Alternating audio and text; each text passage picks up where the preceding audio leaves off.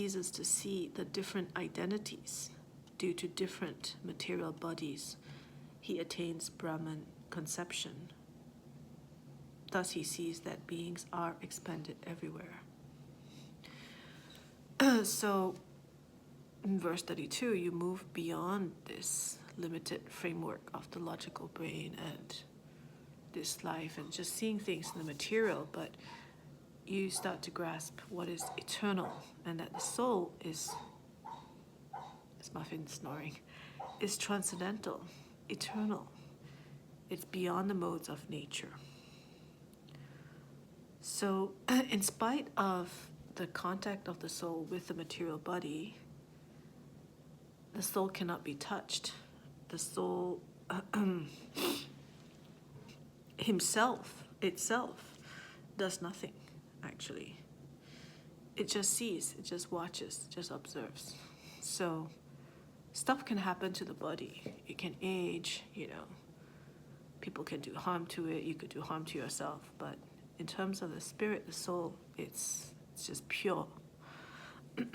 And that is what is so coming deeper into the transcendental perspective, is that actually there's just a great sense of stillness and a great sense of calm, actually, and expansion. And we're not going anywhere. We're not coming, we're not going. The soul is always there, present, omnipresent.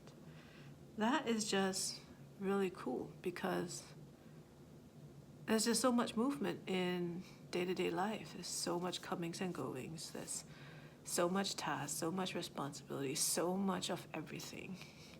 But actually, we're just like little ants walking along this big forest.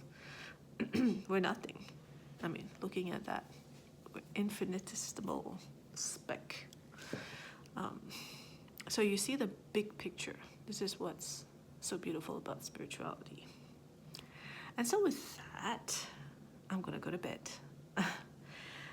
Om Narayani Namostute. Om Narayani Namostute. Om Narayani Namostute. Hari Om Tat Sat. Lots of love.